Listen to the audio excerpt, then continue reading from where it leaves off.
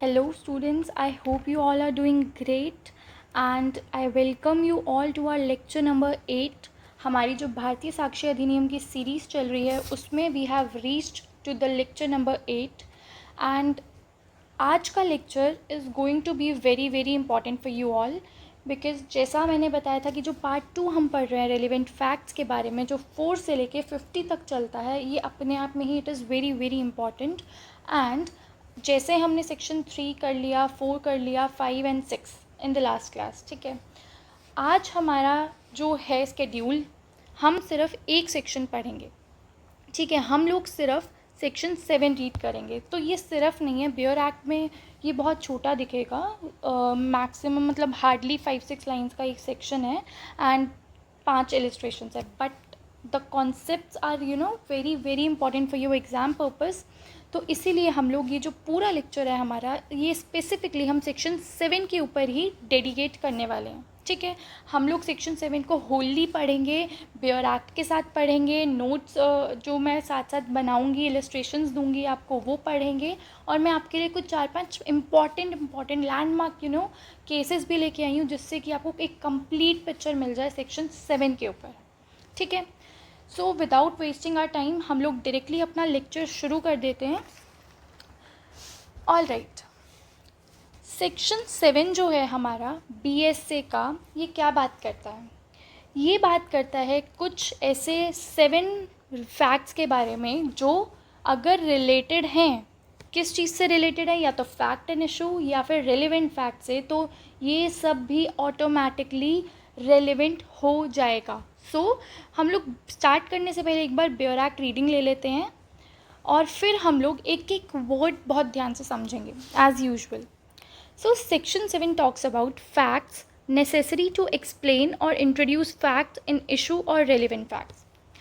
Section 7 बोलता है facts necessary to explain or introduce a fact and issue or relevant fact, or which support or rebut an inference suggested by a fact and issue or a relevant fact, or which establish the identity of anything or person whose identity is relevant, or fix the time or place at which any fact and issue or relevant fact happened, or which shows the relation of parties by whom any such fact was transacted, are all relevant in so far as they are necessary for that purpose.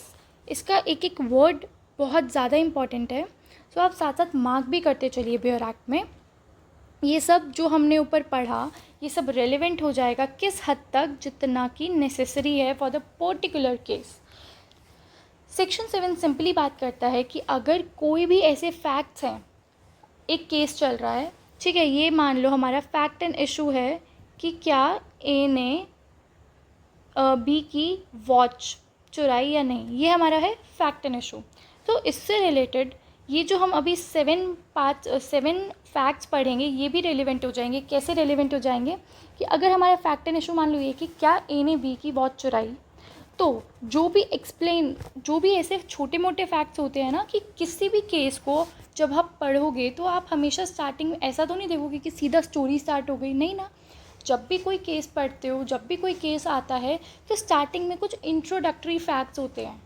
कुछ introductory facts as in कि कितनी parties हैं involve, किसने complain की या किसने suit file किया, ठीक है, पार्टीज़ के नाम क्या हैं, उनका एड्रेस क्या है, ये सब छोटी मोटी बातें, और किस सब्जेक्ट मैटर पे इशू है, या कौन सी प्रोसीडिंग चल रही है, किस केस के अंडर ये है फाइल। तो ये जो छोटी मोटी जो फैक्ट्स होते हैं ना, जैसे हम ऐसे लिखते हैं, उसमें जो इंट्रोडक्शन में हम लिख देते हैं कि हम आगे क्या क्या पढ़ने वाले हैं। So similar to that case laws में भी जब हम पढ़ेंगे तो हमेशा कुछ ना कुछ इंट्रोडक्टरी फैक्ट्स होते हैं, तो वो फैक्ट्स भी ऑटोमेटिकली रेलिवेंट हो जाएंगे, because that is also connected to the fact and issue और रेलिवेंट फैक्ट। क्योंकि ये जो इंट्रोडक्टरी फैक्ट्स होते हैं ना, यही तो इस्टेब्लिश करेगा पूरा केस। ये बहुत इंपॉर्टेंट होते हैं क्योंकि ये कनेक्टेड है फैक्ट एंड इशू से, और इन्हीं चीज़ों पे हम डिटेल में आगे जाके बात करते हैं।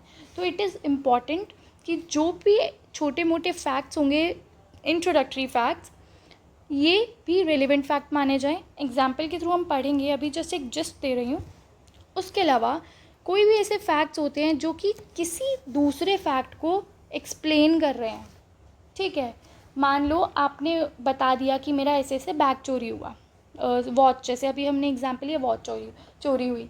सो आप आगे चल के कुछ ऐसे फैक्ट सामने लाते हो जिसमें आप कुछ चीज़ें एक्सप्लेन करते हो, एज इन कि मैं ये बैग वहाँ से लेकर आया था ठीक है। उस पर अभी भी टैग था उसका, नया का नया पर्स, आप चेक कर सकते हैं, it is brand new, sorry हम वॉच की बात कर रहे हैं ना, कि it's a brand new watch, एक पूरे बॉक्स में थी, इस ब्रांड की थी, इस कलर की थी।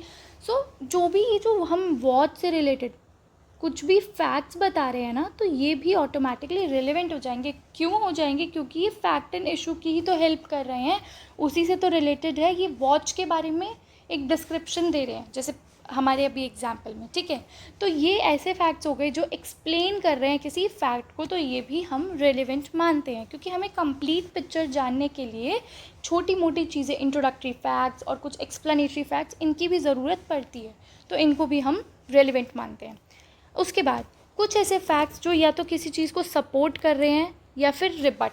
सपोर्ट होता है कि मान के चलो कि एक विटनेस आया, उसने पहले भी, मान लो एक स्टेज चल रही थी, उसने पहले भी वही स्टेटमेंट दी और बाद में जाके भी वही स्टेटमेंट दी, यानी कि सपोर्ट किया। जो उसने अब स्टेटमेंट दी, पहले वाली स्टेटमेंट को उसने सपोर्ट किया, दोनों टाइम उसने एक ही स्टेटमेंट की दी, मतलब वो अपनी बात से नहीं मुकरा, तो हम उसकी क्रेडिबिलिटी ज़्यादा रखते हैं, ठीक है, कि दोनों टाइम उसने सेम बात बोली, तो ये जो है आपस में एक दूसरे को ये फैक्ट सपोर्ट करते हैं, ठीक है।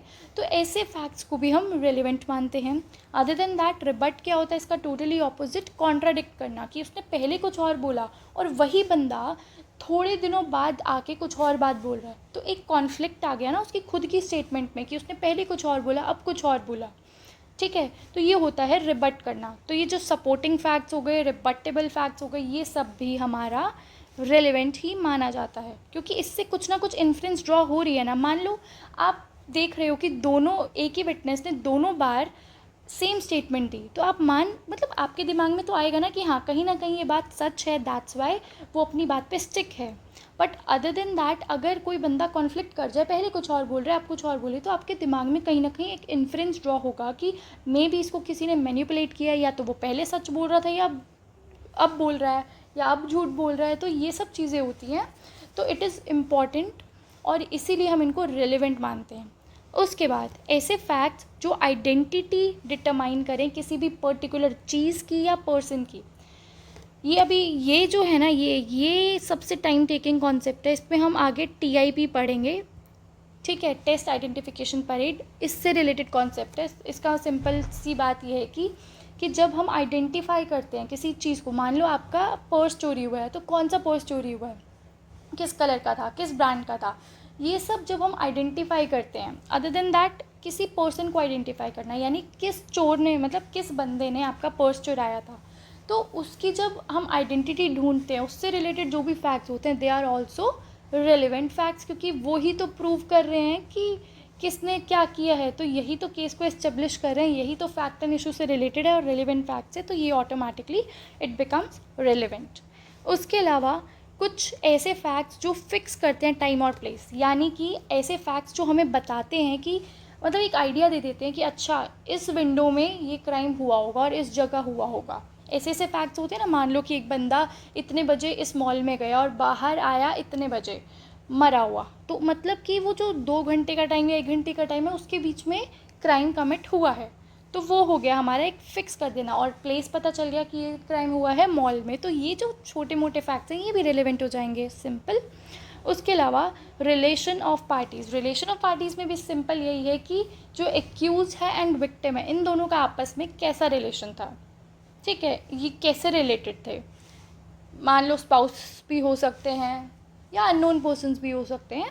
तो ये चीज़ें होती हैं, ये जो छोटी मोटी चीज़ें होती हैं जो कि खुद में इतना इम्पॉर्टेंट नहीं है, but they are trying to prove और disprove are fact and issues और रेलिवेंट फैक्ट, इसीलिए हम इसको रेलिवेंट मानते हैं, ठीक है। अब चलते, ये हो गया एक छोटी सी बात जो हम, मतलब आज के लेक्चर में पूरा हम इसी कॉन्सेप्ट पे पढ़ने वाले हैं, जो हमने 1 2 3 4 एंड देन 5 6 7, ये जो 7 रेलिवेंट फैक्ट्स हैं इसी के ऊपर हम बात करेंगे और मेनली हम बात करेंगे टीआईपी के बारे में, विच is very very important, directly question पूछ लिया जाता है, ठीक है। एंड हम फिर थोड़ा मतलब स्टेप बाय स्टेप इलस्ट्रेशन भी करेंगे एंड केस लॉज भी करेंगे, ठीक है। अब हम अपनी पीपीटी पे आते हैं।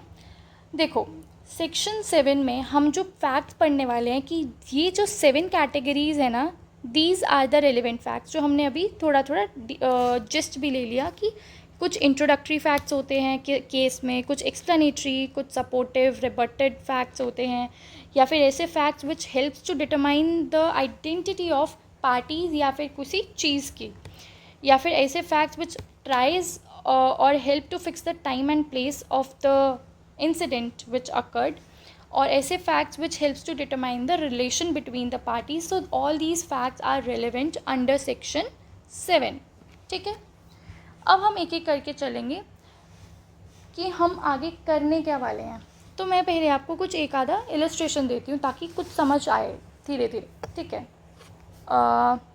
ऐसे मान के चलो, एक ही हम एग्जाम्पल उठाएंगे और उसी पे हम ये 7 के 7 पॉइंट्स डिस्कस कर लेंगे एक बार। अब मान के चलो हम ऐसे एक एग्जाम्पल लेते हैं कि ये एक केस हो रहा है A versus B, civil case है ये, ठीक है। A वर्सेस B, पार्टीज़ के नाम लिख दिए ना मैंने, तो इट मीन्स ये सिविल केस है। अब क्या होता है, प्लेंटिफ वर्सेस डिफेंडेंट चल रहा है। ये है हमारा प्लेंटिफ जिसने फाइल किया है सूट, एंड ये है डिफेंडेंट जिसके against suit is being filed, ठीक है। अब किसी भी चीज़ के बारे में मान लो कि ये जो हुआ है, ये हुआ है एक कॉन्ट्रैक्ट के ऊपर, ठीक है, एक ब्रीच ऑफ कॉन्ट्रैक्ट के ऊपर। अब कॉन्ट्रैक्ट आपने पढ़ा होगा एंड ये टर्म सुनी होगी, ब्रीच ऑफ कॉन्ट्रैक्ट। इसका मतलब सिंपली ये होता है कि दोनों ने मिल बांट के एक कॉन्ट्रैक्ट में एंटर किया, एक अग्रीमेंट किया कि हम ये चीज़ करेंगे, बट उसमें से एक पार्टी बाद में जाके मुकर जाती है and he fails to fulfil that promise और कॉन्ट्रैक्ट, तो वो एक कॉन्ट्रैक्ट तोड़ देती है, तो उसके क्या लीगल कॉन्सिक्वेंसेस होंगे। तो अब मान लो डिफेंडेंट ने ब्रीच कर दिया, ब्रीच ऑफ कॉन्ट्रैक्ट कर दिया, तो नाउ व्हाट, तो प्लेंटिफ ने स्यू कर दिया डिफेंडेंट को कि इसने ब्रीच ऑफ कॉन्ट्रैक्ट किया है, इसने प्रॉमिस नहीं निभाया है, तो इसके अगेंस्ट एक्शन लिया जाए, या तो मुझे कॉम्पेंसेशन दिलाई जाए, और जैसा अब हमारे पास है कि स्पेसिफिक रिलीफ भी दिला सकते हैं कि परफॉर्म करके दिया जाए वो एक्ट। तो ये चलो अलग बातें हैं, अभी इतना डिटेल में मत जाओ, अभी जो हम पढ़ रहे हैं उस पर कॉन्सेंट्रेट करो कि plaintiff versus defendant, A versus B का केस है। अब इसमें हमें क्या देखना है, इंट्रोडक्टरी फैक्ट्स क्या होंगे इसमें, एक एक करके चलते हैं। इंट्रोडक्टरी फैक्ट्स क्या होंगे,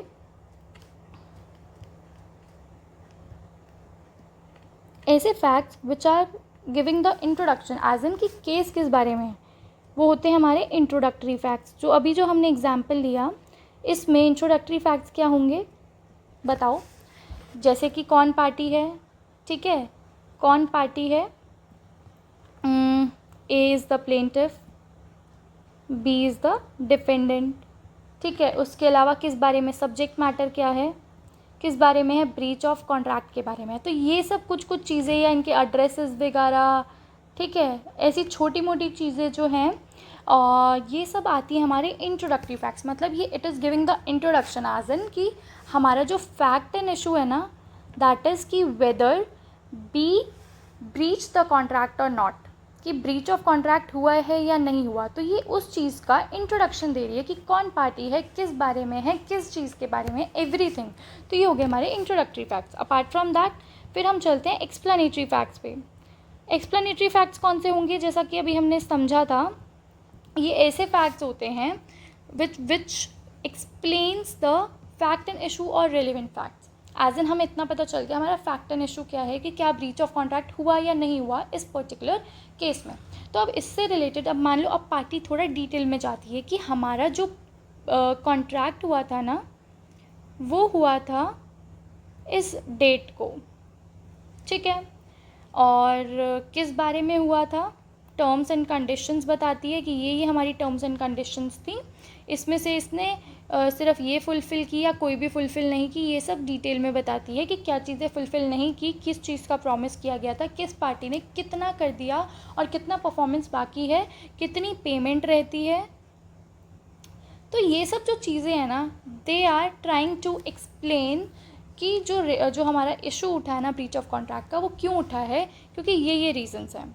तो उससे रिलेटेड जो भी एक्सप्लेनेटरी फैक्ट्स होंगे वो भी रेलिवेंट हो जाएंगे। ये भी रेलिवेंट हो गया, ये भी रेलिवेंट हो गया, ठीक है। ये हमारी दो चीज़ें हो गई, दो चीज़ों का एग्जाम्पल। अब हम देखते हैं, जैसा हमने देखा था, देखो इंट्रोडक्टरी हो गया, एक्सप्लेनेटरी। अब मैं आपको बताती हूँ, ये सपोर्टिव और रिपोर्टिव तो मतलब ईजी है, समझा भी चुकी हूँ, बट क्योंकि हम अब एक बार सब कुछ कर रहे हैं तो मैं बता देती हूँ दोबारा से। अब मान के चलो कि ऐसे मान के चलो कि जब कॉन्ट्रैक्ट हुआ था तो उस टाइम पे एक ए बंदा ए और बी तो पार्टीज़ है ना, तो हम कुछ और नाम रख लेते हैं। एक वाई नाम का बंदा, उसको भी नॉलेज थी अबाउट द कॉन्ट्रैक्ट, क्योंकि जब कॉन्ट्रैक्ट साइन हुआ तो he was also present there.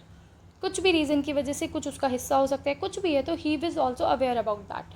तो अब अगर वाई को बुला के पूछ लिया जाए तो अगर तो वो सपोर्टिंग, मतलब वो इस चीज़ के सपोर्ट में बोल देता है कि हाँ ब्रीच ऑफ कॉन्ट्रैक्ट हुआ है, तो ठीक है। अगर वो रिबट कर दे देन मतलब कॉन्ट्राडिक्ट हो गई ना स्टेटमेंट, कि पहले कुछ और था अब कुछ और बोला गया। तो ये कहीं ना कहीं ये दो चीज़ें होती हैं कि कोई भी ऐसे फैक्ट्स कि मान लो कि जिस बंदे ने पहले भी वही बात बोली अब भी वही बात बोली, तो तब तो हम बोलेंगे कि ये तो सपोर्टिंग फैक्ट है। अब अगर रिबटेबल में क्या होता है कि पहले इस वाई ने मान लो बोला कि हाँ ब्रीच हुआ, बाद में जाके बोलता है कि नहीं ब्रीच नहीं हुआ, तो इसकी खुद की स्टेटमेंट कॉन्ट्राडिक्ट कर गई ना। अब अगर वाई पहले भी बोल रहे हुआ है बाद में भी बोल रहे हुए तो दैट मीन्स कि हाँ सपोर्ट कर रहा है। बट अगर पहले कुछ बोल रहा है अब कुछ बोल रहे हैं तो हम किस फैक्ट पे बिलीव करें, हमें क्या पता तू कौन सी बात सच बोल रहा है। तो ये होते हैं कुछ रिबॉटिंग फैक्ट्स। अब हमने नेक्स्ट देखना है कि fixes the time and place देख लेते हैं। चलो पहले कि मान के चलो कि ये था हमारा क्राइम सीन। क्राइम सीन क्या मतलब, ऐसे मान के चलो कि ये चल रही थी एक पार्टी, ठीक है। एक्स नाम का बंदा इस पार्टी में इन करता है कितने बजे, 8 बजे। 8 बजे तो बहुत जल्दी हो गया ना, ठीक है। रात के 11 बजे इन करता है और वापस आता है सुबह के 5 बजे, ठीक है। सॉरी इन करता है रात के 11 बजे और ये पार्टी चलती है। ये इसकी डेड बॉडी, एक्स की डेड बॉडी मिलती है हमें सुबह के 4 बजे मान लो, ठीक है। तो इससे हमें क्या पता चल रहा है, ये जो फैक्ट बताया मैंने कि इतने बजे पार्टी के अंदर गया वो, और ये हमें जाता हुआ दिख रहा है, सीसीटीवी है, मान लो ये सब फैसिलिटी है हमारे पास, हमें पता चल गया कि इतने बजे इसने एंट्री ली और उसकी डेड बॉडी, उसकी लाश मिली सुबह के 4 बजे। तो हमें इससे ये पता चल गया ना कि जो क्राइम कमिट हुआ है, यानी कि जो मर्डर हुआ है वो इस दौरान हुआ है, 11 से 4 के बीच में उसका मर्डर हुआ है। तो एक ये ऐसा फैक्ट है जो फिक्स कर दे रहा है कि किस टाइम के अप्रॉक्स, हमें एग्जैक्ट नहीं पता चला कितने बजे हुआ है, हमें ये पता चल गया कि इस विंडो के बीच में ही क्राइम हुआ है, क्योंकि इतने बजे गया और सुबह डेड बॉडी मिली तो उसके बीच तो कहाँ जाएगा, तो वहीं पे क्राइम हुआ है। तो टाइम फिक्स हो गया कि इतने बजे हुआ है, और ये पार्टी, ये प्लेस डिटरमाइन करिए कि कहाँ हुआ क्राइम, कहाँ कमिट हुआ, उस जगह पे जहाँ पार्टी चल रही थी, ठीक है। ये हो गई हमारी बात। उसके बाद हम देखते हैं, इंट्रोडक्टरी देख लिया, explanatory, supportive, rebutted, fix time and place. अब हम एक बार रिलेशन ऑफ पार्टीज़ भी देख लेते हैं, फिर हम चलेंगे अपने मेन टॉपिक पे, which is identity of parties और थिंग्स। यही हमारा पूरा टाइम कंज्यूम करेगा, तो इसलिए पहले मैं छोटी छोटी चीज़ें पहले बता के चल रही हूँ, ठीक है। अब देखो दूसरी चीज़ हमने देखनी है कि हमारे ये वाला एग्जाम्पल, रिलेशन ऑफ पार्टीज़ का एग्जाम्पल लेती हूँ, है बहुत छोटी चीज़ बट देख लेते हैं एक बार। ऐसे मान के चलो कि एक केस चल रहा है, स्टेट वर्सेस ए। ये जो ए है ये है हस्बैंड, किसका, ए का, ए है वाइफ। तो ये जो फैक्ट है ना, ये जो मैंने फैक्ट बताया, ऐसा कोई fact which establishes the relationship between the parties, तो वो फैक्ट खुद में ही रेलेवेंट हो जाएगा। ठीक है, अब बात ये आती है कि ये जिसका मर्डर हुआ है वो थी वाइफ हस्बैंड की। ठीक है, तो केस चला हस्बैंड के आगे। अरे क्या लिख रही हूँ मैं, स्टेट वर्सेस ए नहीं लिख सकते ना, ए तो विक्टिम है, तो स्टेट वर्सेस एच चल रहा है। ठीक है, और इसने डेथ की है किसकी, वाइफ की। तो स्टेट वर्सेस एच का केस चल रहा है कि इस पे ये एलिगेशन है कि इसने अपनी पत्नी की मृत्यु की है, मारा है, मर्डर किया है। तो ये जो एक हम कुछ ऐसे फैक्ट्स अगर सामने लाते हैं कि टू एस्टेब्लिश दैट कि ये दोनों पति पत्नी थे, तो इससे ये जो सब फैक्ट्स होंगे ना जो हमें बता रहे हैं इन दोनों के बीच का रिलेशनशिप, तो वो फैक्ट्स भी ऑटोमेटिकली रिलेवेंट हो जाएंगे। अब आप ये पूछोगे कि कैसे पता चलेगा, ये तो सिंपल फैक्ट्स ना, कि हम ऐसे कुछ फैक्ट्स ले आते हैं कि हाँ इनकी शादी हुई थी, इनका तो रजिस्ट्रेशन सर्टिफिकेट है, मैरिज रजिस्टर जब कराते हैं तो एक सर्टिफिकेट मिलता है आपको, या तो वो है, अब सब नहीं कराते, मान लो सर्टिफिकेट नहीं है तो कुछ एल्बम्स होती हैं, सबके पास होती हैं, एल्बम्स देखी होंगी, फ़ोटोज़ दिखा दी कि ये देखो ये फ़ोटोज़ हैं, ये एल्बम्स हैं, और ये बहुत टाइम से कोहैबिट कर रहे हैं, यानी कि लॉन्ग टाइम से साथ रह रहे हैं। तो ये सब जितने भी फैक्ट्स बताए ना मैंने XYZ, ये सब फैक्ट्स क्या कर रहे हैं, रिलेशनशिप बता रहा है विक्टिम एंड एक्यूज के बीच में, पार्टीज़ के बीच में। ठीक है, तो ये फैक्ट्स भी अपने आप में रेलेवेंट है। ठीक है, अपार्ट फ्रॉम दैट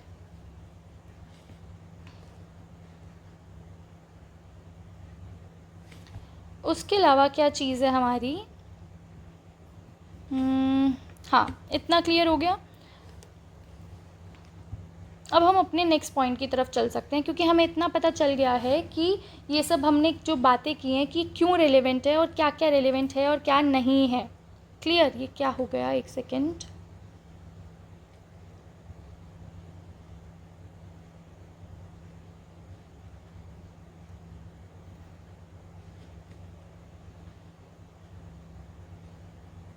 सी अब हम चलते हैं अपने अगले पॉइंट की तरफ।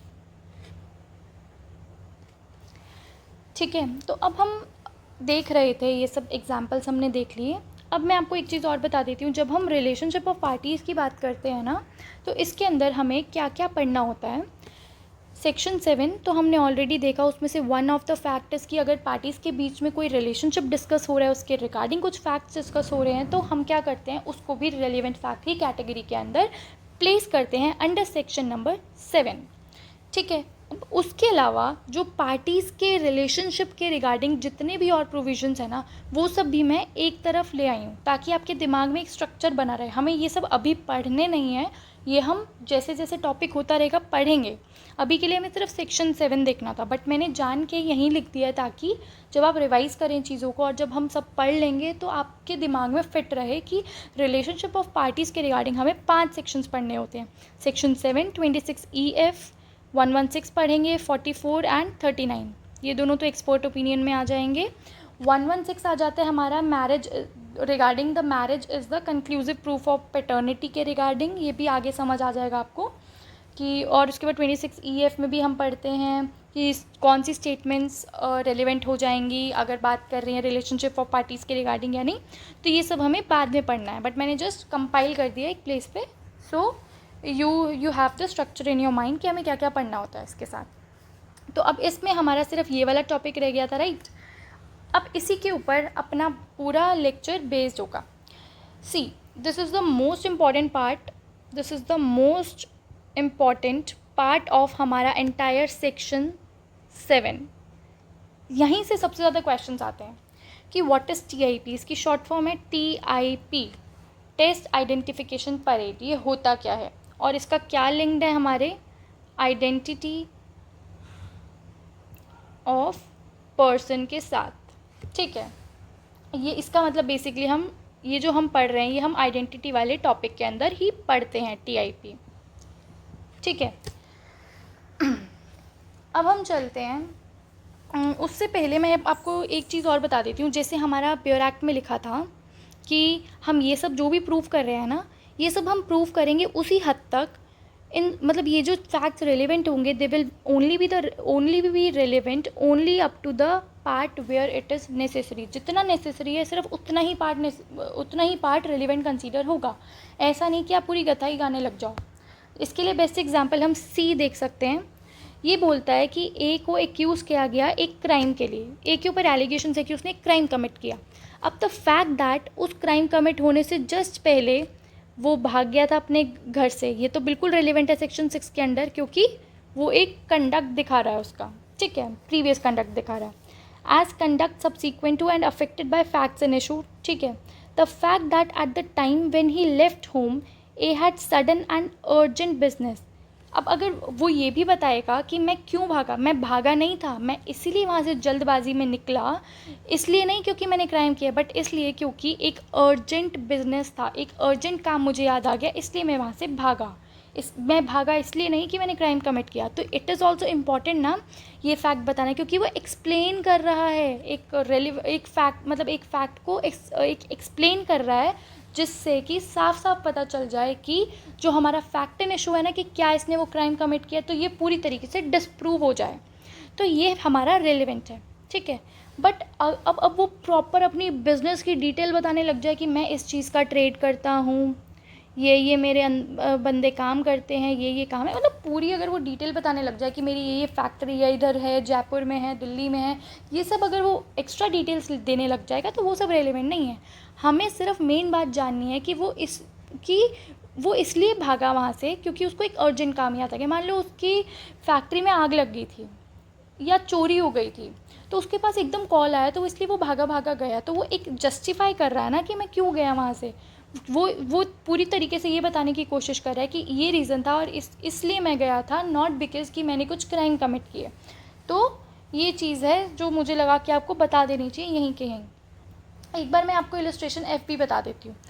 A is tried for a right, कि लड़ाई झगड़े दंगेबाजी के लिए ए को ट्राई किया जा रहा है, ए के ऊपर केस चल रहा है, ठीक है, कि भाई वो हेड ऑफ़ द मॉब था, मॉब मतलब क्राउड। अब क्या होता है कि भीड़ इकट्ठी जब ये लोग दंगेबाजी कर रहे थे, तो क्राइज ऑफ मॉब सुनाई देती है, मतलब रोने धोने की आवाज़ें, चीखने चिल्लाने की आवाज़ें, किसकी, भीड़ की। तो ये जो फैक्ट है ना, ये रेलिवेंट है as explanatory of the nature of the transaction. क्यों इम्पॉर्टेंट है ये जो क्राइज ऑफ मॉब वाली चीज़ है, क्योंकि ये हमें बता रहा है क्या, नेचर ऑफ ट्रांजैक्शन। तो ये एक तरीके से एक्सप्लेन कर रहा है कि ये क्यों रोए, क्योंकि राइट हुआ, ठीक है, मॉब साथ में था और राइट हुआ, लड़ाई झगड़े हुए, इसकी वजह से ये मतलब भीड़ इकट्ठी थी और इसलिए भीड़ बहुत रोध हो रही थी। तो ये एक जस्टिफाई कर रहा है, एक्सप्लेन कर रहा है, तो इसलिए वो सेक्शन 7 के अंडर, मतलब इसी एम्बिट में क्या बोलते हैं, हमारा ये रेलिवेंट हो जाएगा, ठीक है। अब इसको हम आफ्टर इफेक्ट भी बोल सकते हैं, जो हमने पिछले वाले सेक्शंस में भी पढ़ा है। तो देखो बात इतनी सी है कि एक फैक्ट ज़रूरी नहीं है कि किसी एक ही सेक्शन के अंडर रेलिवेंट हो, वो मोर देन वन सेक्शन के अंडर भी इट कैन बी रेलिवेंट, ठीक है, ये समझाना चाह रही थी, इसलिए मैंने आपको ये वाला एग्जाम्पल दिया है, ठीक है। आई होप अब बाकी के जो छोटे मोटे हैं ये सब आप खुद पढ़ लेना, क्योंकि इसमें कुछ ज़्यादा खास है ही नहीं, ठीक है। ठीक है, हमारा ब्योर एक्ट वाला part is done. Now we can move forward, कि हमें जो आज का मेन चीज़ पढ़नी है उस पर आ जाते हैं हम डायरेक्टली। देखो अब हम पढ़ने वाले हैं आइडेंटिटी ऑफ पर्सन और थिंग के रिगार्डिंग, कि हम किसी भी एक्यूज का पता लगाने के लिए एक प्रोसेस फॉलो करते हैं विच इज़ कॉल्ड TIP। इसके बारे में सुना होगा आपने, 100% सुना होगा, टेस्ट आइडेंटिफिकेशन परेड। अब ये होता क्या है, इसका पूरा मुद्दा जानते हैं कि व्हाट इज़ TIP, क्या कॉन्सेप्ट है ये, और कि मतलब कौन कंडक्ट करता है, किस स्टेज पे कंडक्ट होती है TIP, और कौन आइडेंटिफाई करेगा। हम बात करें ना, आइडेंटिफाई करेंगे कि किसने क्राइम कमिट किया, तो कौन आइडेंटिफाई करेगा। कुछ सिचुएशंस डिस्कस करेंगे और उसको 160 के साथ पढ़ते हैं हम, ठीक है।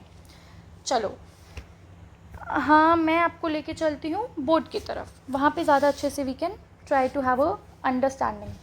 देखो सबसे पहले TIP, इसकी फुल फॉर्म आपको पता चल गई, टेस्ट आइडेंटिफिकेशन परेड। ये पर्सन के रिगार्डिंग भी हो सकता है और थिंग के रिगार्डिंग भी, यानी कि हम आइडेंटिफाई कर रहे हैं, हम आइडेंटिटी को आइडेंटिफाई करते हैं। किस चीज़, या तो किसी बंदे को जानने के लिए या फिर किसी चीज़, खोई हुई चीज़ को जानने के लिए। तो मान लो कोई बंदा मिसिंग है या फिर किसी बंदे ने क्राइम कमिट किया है, लेकिन हमें पता नहीं है कि किसने क्राइम कमिट किया है, तो हम ऐसे बहुत सारे लोगों को लाया जाएगा, फिर विक्टिम या विटनेस को बुलाया जाएगा और उसको बोलेगा कि हाँ, इनमें से बताओ कौन था, किसको आपने देखा था घर में घुसते हुए, चोरी करते हुए। तो ऐसे होता है। और ऐसी चीज़ के रिगार्डिंग भी हो सकता है, थिंग के रिगार्डिंग कि मान लो आपकी कोई भी एक चीज़ चोरी हुई, मान लो आपकी बाइक चोरी हो गई, ठीक है। अब बाइक भी कई तरीके की होती है और काफ़ी सिमिलर भी होती है। अब एक जैसी 10 बाइकें खड़ी हैं, बट अगर वो आपकी बाइक होगी तो आप पहचान पाओगे ना कि हाँ मेरी बाइक है, क्योंकि मुझे पता है कि मेरी बाइक में पीछे ये निशान है या ये स्टिकर है या कुछ भी है, पहचान होती है अपनी व्हीकल की। तो फिर आपको बुलाया जाएगा कि आइडेंटिफाई करने के लिए कि आपकी क्या चीज़ है। तो ये है हमारी बेसिक चीज़, अभी हम डिटेल में पढ़ेंगे, ठीक है। अब हम एग्जाम्पल लेते हैं और उसी के थ्रू ये वाला कॉन्सेप्ट समझने की कोशिश करते हैं, व्हाट इज़ TIP, और उससे रिलेटेड कुछ फैक्ट्स जानेंगे। अब मान के चलो, देखो ये है एक बंदा, ठीक है,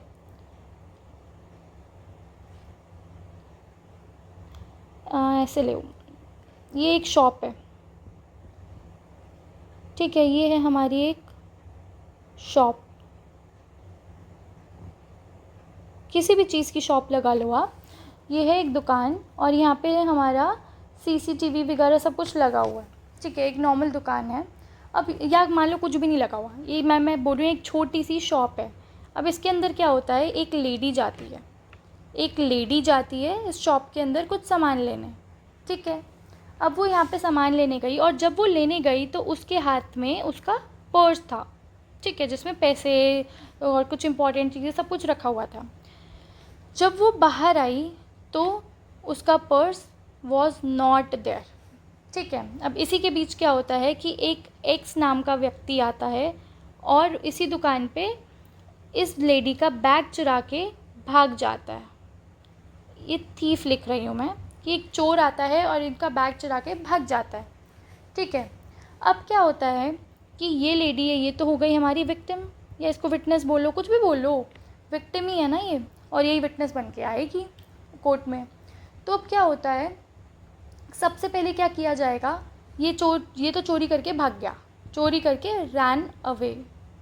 तो अब क्या है, अब क्या प्रोसीजर होता है, अब जो है पुलिस टेक ओवर करती है जब मैटर को, जब कंप्लेन जाती है पुलिस के पास, रिपोर्ट कह रही हूँ, पुलिस के पास जब कंप्लेन जाती है, जब विक्टिम जाके रिपोर्ट करता है तो पुलिस क्या करेगी, सबसे पहले तो उस दुकान पे जाएगी, जो कि सिंपल बेसिक चीज़ है। पहले वो दुकान पे जाके पता करेगी ना, मान लो CCTV नहीं भी है तो फिर भी आसपास लोगों से, या जो उसका मकान, मैं कह रही हूँ दुकान पे जो बैठता है, शॉपकीपर है, उसके आगे पास वर्कर्स हैं, उनसे पूछताछ करेगी, ठीक है। वहाँ पे वो मतलब एक तरीके से पुलिस अपनी इन्वेस्टिगेशन चालू कर देगी। पहले शॉप पे जाके पता चलेगी, उसको कोई इन्फॉर्मेशन मिल गई तो वेल एंड गुड, नहीं मिली तो फिर वो आगे मूव ऑन करेगी।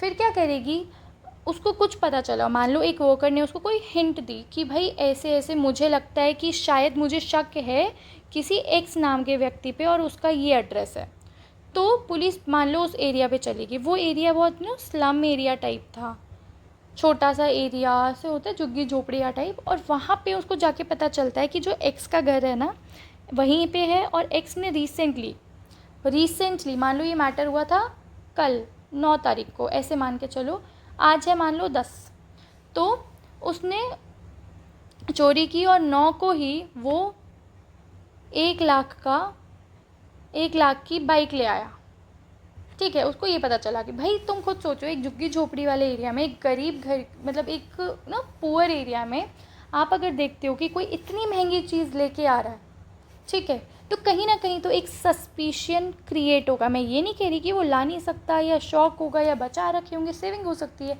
बट क्योंकि ऐसा सिनारियो है और उस पर ऑलरेडी शक है और पता चल जाता है कि उसने इतने का ट्रांजैक्शन किया, इतनी हेवी अमाउंट का, तो डायरेक्टली उस पर एक सस्पिशन क्रिएट हो जाएगा, ठीक है। तो एक सस्पिशन हो गया दिमाग में, किसके दिमाग में, पुलिस ऑफिसर के दिमाग में एक सस्पिशन क्रिएट हो गया। अब क्योंकि पुलिस के पास पावर होती है कि अगर उनको लगता है किसी के ऊपर शक है, कुछ है, तो वो क्या करती है, अरेस्ट कर लेगी, ठीक है, इसने अरेस्ट कर लिया किसको, हमें हमारे एक्स को अरेस्ट कर लिया। ठीक है, अब क्या होता है कि एक सस्पिशन क्रिएट किया एंड पुलिस अरेस्ट कर लेती है एक्स को। अब क्या होता है, अरेस्ट करने के बाद जब हमारा मतलब केस तो ऑनगोइंग है, इन्वेस्टिगेशन भी चल रही है। अब मान के चलो एक विटनेस है, विटनेस यानी यही बंदी जिसका पर्स चुराया गया था, उसको मैं लिख रही हूँ एल। अब क्या होता है, जो ये एल है, एल एक स्टेटमेंट देती है। ठीक है, एल अपनी आके स्टेटमेंट देती है कि आई आइडेंटिफाई कि इसी एक्स पर्सन ने मेरा क्या चुराया था, इसने हाँ पर्स चुराया था, कि इसी बंदे ने मेरा पर्स चुराया है, वो बता देती है। अब अगर ये स्टेटमेंट पुलिस ऑफिसर के आगे दे रही है, तो जैसा आपको पता है बीएनएसएस भी पढ़ा होगा, तो इसकी तो कोई एविडेंशियरी वैल्यू नहीं हुई, क्योंकि इन्वेस्टिगेशन की स्टेज पे अगर वो कोई ऐसी स्टेटमेंट दे रही है, ठीक है, तो उसकी तो कोई एविडेंशियरी वैल्यू ही नहीं हुई। अगर उसने आइडेंटिफाई कर भी दिया पुलिस के आगे, तो उसकी कोई वैल्यू नहीं है। ठीक है, वो सिर्फ एक मेयर ऐसी फैक्ट है, उसको आप प्रूव भी नहीं कर सकते ट्रायल स्टेज पे जाके कि ऐसे ऐसे मैंने ये चीज़ आइडेंटिफाई की थी, नहीं कर सकते, क्योंकि वैल्यू नहीं होती एविडेंशियरी वैल्यू। 161 और 162 सीआरपीसी में पढ़ोगे तो क्लियर होगा क्यों एविडेंशियरी वैल्यू नहीं होती है, इसके भी रीजंस हैं। अब क्या होता है, इसीलिए पुलिस तो करेगी नहीं, टीआईपी क्या करके फ़ायदा, अगर कर भी रही है, वो कंडक्ट करा भी रही है, टीआईपी आइडेंटिफाई कर भी रहा है उसका विक्टिम या विटनेस, लेकिन उसकी कोई वैल्यू नहीं है। तो इसलिए पुलिस को हम बाहर रखते हैं कि पुलिस खुद तो टीआईपी नहीं कंडक्ट करेगी। तो क्या ऑप्शन है पुलिस ऑफिसर के पास, जैसा कि 164 में हमें पता है जुडिशियल मजिस्ट्रेट के पास पावर होती है और उनके आगे दी गई स्टेटमेंट्स हैव द वैल्यू। तो अब क्या होता है कि पुलिस ऑफिसर क्या करेगी, police will request the JM, short form लिख रही हूँ, मजिस्ट्रेट के पास एक रिक्वेस्ट बोल सकते हो या प्रपोजल देगी, एक रिक्वेस्ट करेगी कि टीआईपी में हमारी हेल्प करो, जो कि इन्वेस्टिगेशन स्टेज पे होता है। तो टीआईपी होता है इन्वेस्टिगेशन स्टेज पे। अब इन्वेस्टिगेशन स्टेज पे अगर कोई स्टेटमेंट दे रहा है, तो वो तो पुलिस के आगे अगर स्टेटमेंट दे रहा है तो उसकी वैल्यू नहीं है। तो that's why police will go to जो मजिस्ट्रेट, हमारे मजिस्ट्रेट के पास जाएगी और उनको बोलेगी कि आप हमारी इन्वेस्टिगेशन में हेल्प करिए और स्टेटमेंट रिकॉर्ड कीजिए, टीआईपी कंडक्ट कराएं। ठीक है, अब अगर मजिस्ट्रेट के आगे एक टीआईपी कंडक्ट कराया है, अब जो विक्टिम है या विटनेस है जो भी है, जैसे इसमें हमारी एल है, एल लेडी ने आके मजिस्ट्रेट के आगे एक स्टेटमेंट दे दी कि एक्स इज़ द थीफ, ऐसे करके कि मैं आइडेंटिफाई करती हूँ टीआईपी के प्रोसेस को कंक्लूड करते हुए कि इसी बंदे ने मेरा पर्स चुराया है। तो अब इसकी ऑटोमेटिकली हमारी एविडेंशियरी वैल्यू है, इतना आपको पता होगा अगर आपने बीएनएसएस अच्छे से पढ़ा है। तो इसकी तो एविडेंशियरी वैल्यू नहीं थी, बट इसकी एविडेंशियरी वैल्यू है क्योंकि magistrate is involved in the process. तो अब ये फैक्ट जो अगर ये मान रही है कि हाँ यहाँ पे उसने टीआईपी में बोल दिया कि मुझे लगता है कि एक्स ही चोर है, अब आगे जाके ट्रायल में जाके जब उसको दोबारा बुलाया जाता है और तब भी वो सेम बात बोल देती है, तो क्या बोला जाएगा कि ये एक कोरॉबोरेटिव एविडेंस की तरह काम किया कि उसने पहले भी वही चीज़ बोली सपोर्ट में और अब भी वही स्टेटमेंट बोल रही है, तो इसका मतलब कि बात में दम है, तो उसके फेवर में केस जाने के बहुत ज़्यादा चांसेस होते हैं। अब मैं आपको एक प्रोसेस बताती हूँ टीआईपी होता कैसे है। टीआईपी, पहली बात तो हमें इतना क्लियर हुआ कि पुलिस तो नहीं करेगी क्योंकि रीजंस हमने देख लिए। तो टीआईपी कौन कंडक्ट कराता है, बाय मजिस्ट्रेट। तो मजिस्ट्रेट ही टीआईपी को हेल्प करिए या फिर वो कोई पर्सन अपॉइंट कर दे, तो बेसिकली मजिस्ट्रेट ही टीआईपी के लिए रिस्पॉन्सिबल है कंडक्ट कराने के लिए। अब क्या होता है, ये चल रही है हमारी प्रोसीडिंग्स, यहाँ हुआ एफआईआर, क्रिमिनल केस का एग्जांपल ले रहे हैं ना जैसे हम, तो ये हमारी एफआईआर फाइल हुई। ठीक है, यहाँ पे चल रही थी इन्वेस्टिगेशन के दौरान पुलिस को लगता है कि हमें टीआईपी कंडक्ट करानी चाहिए कि उसका पता करने के लिए या किसी चोरी किया हुआ सामान का पता करने के लिए या मर्डर वेपन का पता करने के लिए हमें टीआईपी कंडक्ट कराना है। तो टीआईपी अगर ज़रूरत लगती है इन्वेस्टिगेशन स्टेज पे, तो पुलिस ऑफिसर किसके पास जाएगी, मजिस्ट्रेट के पास फॉर द हेल्प। अब अगर आपको 164 सीआरपीसी पता है कि उसमें दी गई अगर स्टेटमेंट, मतलब इन्वेस्टिगेशन के दौरान अगर कोई स्टेटमेंट दी गई है 164 के अंडर किसके पास, मजिस्ट्रेट के आगे, तो वो एक स्टेटमेंट ये तो है कि उसकी एविडेंशियरी वैल्यू तो है, लेकिन द कैच इज़ कि वो एविडेंस तो नहीं है ना, it is not evidence in itself. मैं ऐसा क्यों बोल रही हूँ? क्योंकि investigation is not the stage of evidence. Investigation evidence stage कौन सी होती है? जब ट्रायल चलता है प्रॉपर कोर्ट के आगे, ठीक है। तो ये एविडेंस तो खुद में है नहीं, ठीक है, क्योंकि एविडेंस तभी माना जाता है जब कोर्ट के आगे दिया गया हो। ये तो इन्वेस्टिगेशन चल रही है ना, इन्वेस्टिगेशन तो किसके हैंड में होती है? पुलिस की। तो मजिस्ट्रेट तो सिर्फ एक हेल्प कर रहे हैं टीआईपी कंडक्ट कराने के लिए, ठीक है, लेकिन ट्रायल तो नहीं चल रहा ना, एविडेंस स्टेज तो नहीं आई। तो अब इन्वेस्टिगेशन होगा, फिर पुलिस रिपोर्ट मान लो फाइल हो गई, फिर हमारी इंक्वायरी स्टेज चलेगी, और ऐसे करके यहाँ पे हमारा ट्रायल स्टार्ट हो गया। ये है हमारी एविडेंस स्टेज। हम शुरू से पढ़ रहे हैं कि एविडेंस स्टेज कौन सी होती है? ट्रायल जब चलता है कोर्ट के आगे, उसी टाइम पे दोनों पार्टीज़ अपने एविडेंसेस देती हैं, प्रेजेंट करती हैं, and then only the judgment is done. Judgment भी तभी आती है। तो अब चल रहा है ट्रायल। अब मान के चलो इस एल लेडी ने यहाँ पे टीआईपी में बोला था कि एक्स ही चोर है। अब सेम स्टेटमेंट जब ट्रायल में भी दोबारा बुलाया जाएगा, क्यों बुलाया जाएगा? क्योंकि वो जो पहले स्टेटमेंट दे के गई है वो मान के चलेंगे हाँ उसकी वैल्यू तो है, लेकिन वो एविडेंस तो नहीं था ना। तो ट्रायल में एल को दोबारा बुलाया जाएगा। अगर वो लेडी यहाँ आके भी सेम बोल देती है कि एक्स इज़ द थीफ, यानी कि सेम स्टेटमेंट मैच हो जाती है। अगर मैच हो जाती है तो हम बोलेंगे कि क्या बोलेंगे हम लोग? कि इट इज़ द कोरॉबरेटिव एविडेंस। ये कोरॉबरेट कर रही है, ये वाली स्टेटमेंट और वो वाली स्टेटमेंट आपस में कोरॉबरेट कर रही है, तो इट इज़ एन कोरॉबरेटिव एविडेंस। और इसकी खुद में ही बहुत वैल्यू होती है, क्योंकि ये स्टेटमेंट और ये स्टेटमेंट मैच हो गई। तो हम बोलेंगे कि कोरॉबरेटिव एविडेंस है ये अंडर सेक्शन 160 BS से।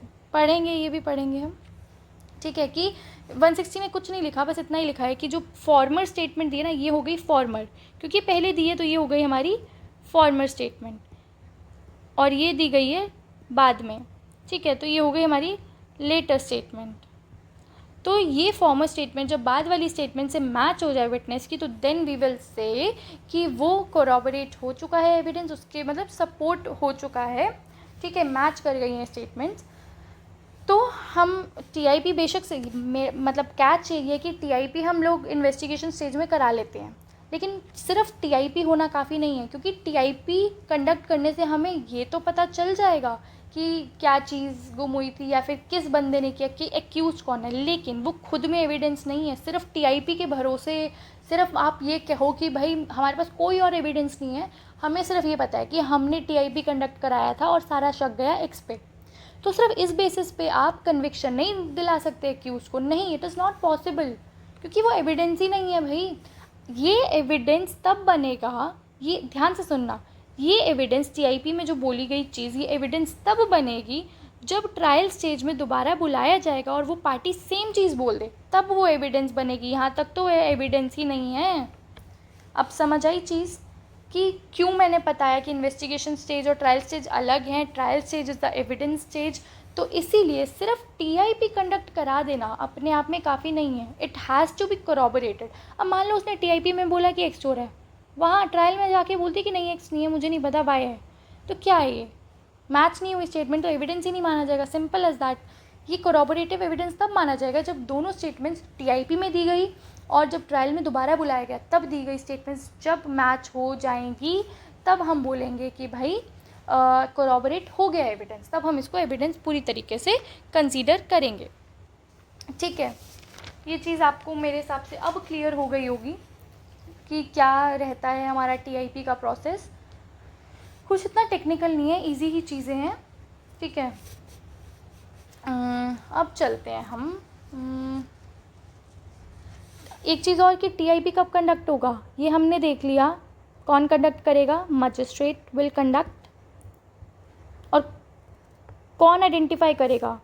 या तो विक्टिम जिसके साथ हुई है वो चीज़, या फिर कोई विटनेस है, वो भी, उसको भी बुलाया जा सकता है कि हाँ पहचानो, कि आप मान लो आई विटनेस है, उसने बोला कि मैंने मर्डर होता हुआ देखा है, तो उसको बुलाया जाएगा, 5 लोग खड़े कर दिए जाएंगे, हाँ बताओ इनमें से कौन था, क्योंकि आपने तो देखा है। तो मजिस्ट्रेट कंडक्ट करेगी टीआईपी, विक्टिम और विटनेस, विक्टिम या फिर विटनेस को बुलाया जाएगा टीआईपी मतलब पहचान कराने के लिए, आइडेंटिफाई कराने के लिए। किस स्टेज में होगा? इन्वेस्टिगेशन स्टेज पे होगा और कब होगा, सून आफ्टर अरेस्ट। अरेस्ट होते ही, ये मान के चलो अगर टीआईपी कराना है तो अरेस्ट होते ही हो जाना चाहिए। अब सबसे इम्पॉर्टेंट बात मैं बताने जा रही हूँ आपको, विच इज़ दैट कि सबसे इम्पॉर्टेंट चीज़ है कि सबसे मेन कंसर्न होता है टीआईपी में कि जब भी टीआईपी हो, ठीक है, तो उसका जो मेन एलिमेंट है ये होना चाहिए कि accused has never been seen before. यानी कि हम इन्वेस्टिगेशन स्टेज में जब टीआईपी कराते हैं सून आफ्टर अरेस्ट, तो हमें ये मेक श्योर करना होगा कि जो जिसको बुलाया जा रहा है ना आइडेंटिफाई करने के लिए, मान लो विक्टिम को बुलाया जा रहा है, तो उस विक्टिम ने या फिर जिस विटनेस को बुलाया जा रहा है कि उसने पहले इसको नहीं देखा हो। यानी कि मैं क्या बोलना चाह रही हूँ इतनी देर से, कि मैं ये बोलना चाह रही हूँ कि अननोन होना चाहिए एक्यूज्ड। अगर आपको पता ही है, मान के चलो ए को पता ही है कि थीफ कौन है, उसको पता ही है कि बी नाम का व्यक्ति ने मेरा पर्स चुराया है, तो फिर टीआईपी की क्या ज़रूरत है? टीआईपी की ज़रूरत तो तब होएगी ना जब आपको पता ही नहीं है, आपको बस शक्ल याद है, आपको नाम पता कुछ नहीं पता, ठीक है। अब होता है ना यार, कई बार मान लो आपको पता है कि आपके आगे से एक चीज़ चुरा के बंदा भाग गया, तो आपको उसकी झलक याद रह सकती है, ज़रूरी तो नहीं है आप उसको जानते हो, उसका नाम पता है या है। अगर पता ही है तो टीआईपी क्यों कराओगे? सीधी बात है, आप तो सीधा नाम पता बता दोगे, पुलिस अपने आप जाके अरेस्ट करेंगी। लेकिन you don't know about that person, वो बंदा अननोन है, ठीक है। हो सकता है आपने 10 बार ही देखा हो उसको, लेकिन आप पर्सनली नहीं जानते, उसका नाम पता कुछ नहीं जानते, तो आप कंप्लेन करने जाओगे और फिर बोलोगे कि हाँ टीआईपी करा के मैं पता कर सकता हूँ और मुझे याद है उसकी शक्ल या ये है वो है, तो मैं पता लगा सकता हूँ उस चीज़ को। तो वो होता है हमारा, ये मेन चीज़ है कि वो अननोन होना चाहिए। अब इसका लॉजिक क्या है? क्योंकि हम ये बिलीव करते हैं बिकॉज जो मेमोरी या फिर नॉलेज होगी of accused by the witness में विक्टिम भी आ जाता है, ठीक है, it must come from crime scene, not from any other source. ये भी लिख देती हूँ, not from any other source. तो ये मैंने क्या लिखा है, मैं सिंपली ये बोल रही हूँ कि अगर टीआईपी कंडक्ट कराया जा रहा है, टीआईपी कंडक्ट कराने का क्या पर्पस है कि हमें पता चल सके कि किसने क्राइम किया है, या किस चीज़ की चोरी हुई है, या किस चीज़ की वजह से मारा गया है। तो अगर हमें यही पता लगाना है तो हमें we have to make sure, ताकि एक फेयर ट्रायल रहे, एक फेयरनेस रहे थ्रू आउट, कि जो बंदा, जिस बंदे को बुलाया जा रहा है ना पहचान करने के लिए, उसने उस एक्यूज बंदे को कहीं और ना देखा हो। ऐसा नहीं कि देखा ना हो, अरे क्राइम उसने, मान लो उसने देखा है कि ये बंदा मेरा बैग चुरा के गया है, देखा तो है ही ना उसने, बट वो उसने क्राइम सीन पे ही देखा है कि उसको पता है कि उसने मेरा बैग चुराया था इस जगह पे, उसके बाद उसने नहीं देखा। ये नहीं कि टीवी चैनल पे ब्रॉडकास्ट, मतलब होता है ना कि कोई बड़ा ऐसे इशू वगैरह होते हैं तो टीवी पे दिखा दिया जाता है कि देखो ये है मुजरिम और इसने ये किया है, ये चोरी करके ऐसे फ़रार हो गया, या इसने कत्ल किया है, इस XYZ, जो अपना मीडिया ट्रायल चला देती है पहले ही। मान लो मीडिया में, न्यूज़पेपर में उसकी फ़ोटो छप गई हैं और विटनेस ने वो देख के आ गया कि भाई हाँ मैंने तो जी न्यूज़पेपर में देखा था या मैंने टीवी चैनल्स में देखा था इस बंदे को, तो मुझे 100% पता है कि इसी ने मारा। नहीं, टीआईपी का लॉजिक इतना है कि the witness who is coming TIP के लिए, आइडेंटिफाई करने के लिए, तो जो उसकी मेमोरी है ना वो वहाँ से आनी चाहिए, क्राइम सीन से, कि इसने उस बंदे को क्राइम सीन पे देखा था और इसीलिए वो आके टीआईपी में पार्टिसिपेट कर रहा है। सिंपल एज दैट, ठीक है। और एक चीज़ और होती है कि जिन मजिस्ट्रेट ने टीआईपी कंडक्ट कराया था ना, वो सेम जज नहीं होना चाहिए ट्रायल स्टेज पे, क्योंकि एक हम बोल सकते हैं कि एक ना बायसनेस आ सकती है। इसलिए जिस जज ने हमारा टीआईपी कंडक्ट कराया, that should be different from the person जिसके आगे ट्रायल चल रहा है, क्योंकि ट्रायल स्टेज पे दोबारा उस बंदे को बुलाया जाता है ना टू कोरॉबरेट। तो दिस इज़ द रीज़न हम लोग ये वाला प्रोविज़न रखते हैं, ठीक है। अब मुझे लगता है आपको कॉन्सेप्ट समझ आ गया है, हम आगे बढ़ सकते हैं। ठीक है, तो ये समझ आ गया आपको कॉन्सेप्ट क्या है हमारा टीआईपी का।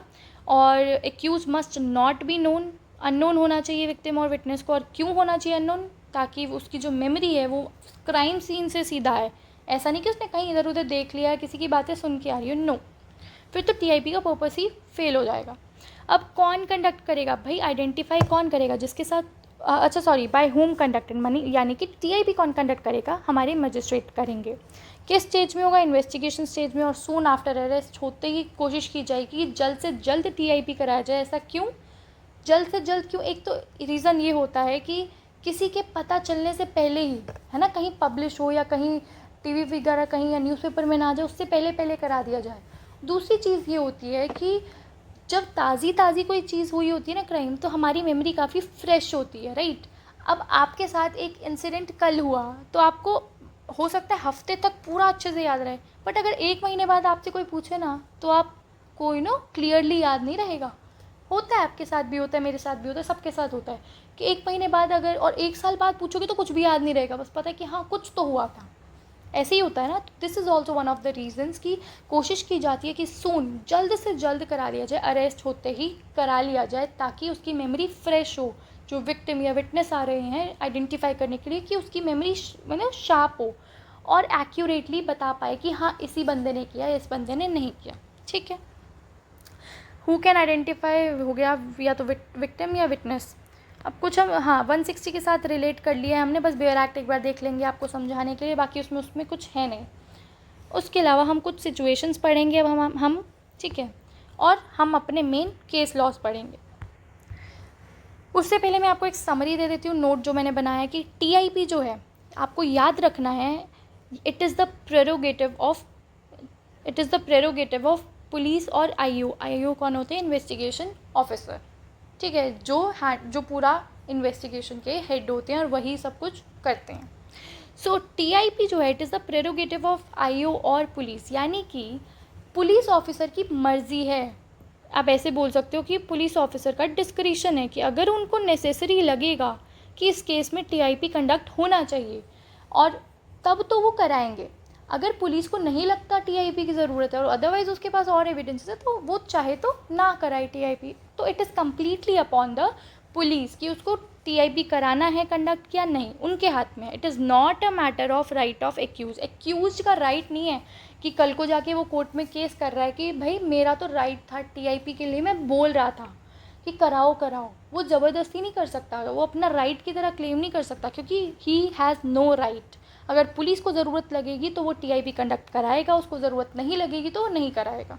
ठीक है, अब even if TIP is not done, ध्यान से देखो, अगर टीआईपी नहीं भी होता तब भी court can still rely upon the identification of accuse done by the witness directly in court if it inspires confidence. कि ऐसा भी कर सकते हैं ना कि मान लो टीआईपी हुआ ही नहीं, सीधा जब ट्रायल चल रहा है, जब हमारी ट्रायल स्टेज चल रही है, तो उसी टाइम पे वो लेडी सीधा आ जाती है और कोर्ट में बताती है कि देखो ये इंसिडेंट था और इसी ने किया है क्राइम। ज़रूरी नहीं उसने अब टीआईपी नहीं भी किया तो क्या हो गया, अगर वो यहीं पे कोर्ट का कॉन्फिडेंस जीत लेती है, कोर्ट के आगे प्रूव कर देती है, तो बस दैट्स इट ना।